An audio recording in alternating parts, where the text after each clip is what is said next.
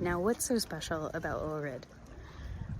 I'm gonna probably have a million things to tell you, but one of the coolest things, it is this ancient stone city full of really old churches, a couple of mosques, all kinds of fun stuff. But the Lake Ohrid is one of, I think it's actually the oldest and deepest lake in Europe. You can literally see to the bottom of this lake when you go out on it. It is so clear. There's boat rides, there's excursions, there's all kinds of things to do. I went to a monastery winery while I was here, which we're definitely gonna have to do. We had so much fun tasting wine and rakia, and they gave us this huge charcuterie platter. So there's lots of really fun stuff to do here. And one of the really important things for me when I come up, so far when I've had an idea for a retreat, wanting to do a retreat, is that I have direct experience in the place. I'm not just taking you to a random location that I know nothing about, a place that I know the culture, that I've spent in time in, a place that has shaped me, because I believe that travel really changes us and really shapes us and shapes our lives. So I have been wanting to choose places that have shaped me, that have changed me, and Ohrid has been one of those. It's in the book I'm writing about, but Ohrid has taught me a lot, and it's actually teaching me so much right now too while I'm here. It's amazing how much I am learning from this place, and I cannot wait to share it with you. And so what has this place taught me? What is my story here? Why is this place meaningful to me? One of the things is that I came here in 2022. Well, I first came here in 2017, I think, actually, as a way to figure out, at that point in my life, I just wasn't sure what I wanted out of life anymore. I wasn't sure that and I also wasn't sure that I was brave enough to actually do anything about it, to actually make any change. And so my first visit here was then, where it really taught me, my time here, the way I got here, really taught me that to believe in myself, to believe that I could be brave, that I am brave, and that there's so much power within me. And I returned again a couple of years later to work on my book, actually. And I came here to write. Actually didn't end up writing that much, because what this place was teaching me was to actually live, to not spend time working all the time, but to live, to delight in my life.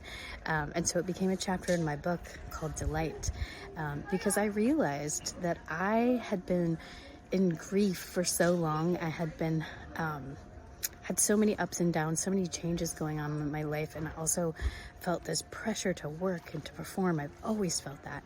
And here, that year, as I was listening to wisdom, what I began to learn was to actually delight in my life. So I spent time going on a sailing tour where we also had wine tasting.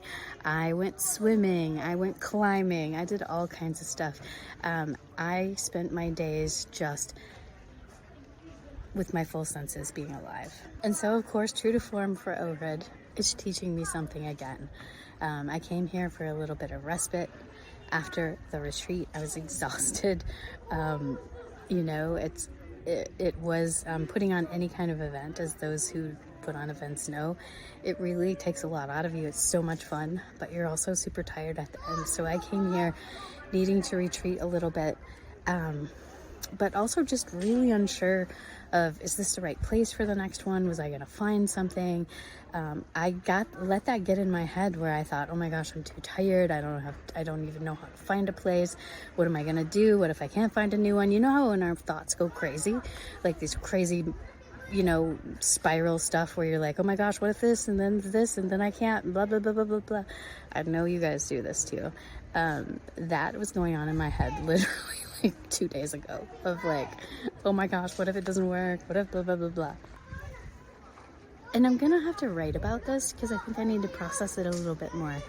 But I spent some time in St. Sophia, which is the Church of Holy Wisdom, ironically. And while I was in there, I just felt like I got this download of my need to trust the wisdom inside of me, to trust life, to trust that I'm being taken care of, to trust that things will work out. And I have not lived my life that way very easily. You know, I had a lot of my life has always felt a little bit up and down, you know, like as a child, things always not being secure and, you know, all of that. And so trust is not something that's easy for me, to just trust the future, trust that things will get taken care of. That is a long, hard road for me, and I am being reminded of it again here. And it's crazy to me how this happens. So I guess here I am, being invited to trust that this is a good location, to trust that women will sign up, to trust that you'll have an amazing experience, right? So again, this place is teaching me. It's teaching me, and I think I have a theme in mind for the retreat. I'm gonna noodle on it a little bit more, so stay tuned. But it has to do with this idea of us really thriving in life and being willing and stepping into that idea, to stepping into the idea of what I like to call living out loud, of being who we are authentically, figuring out who that is and stepping into it and being brave enough to do it.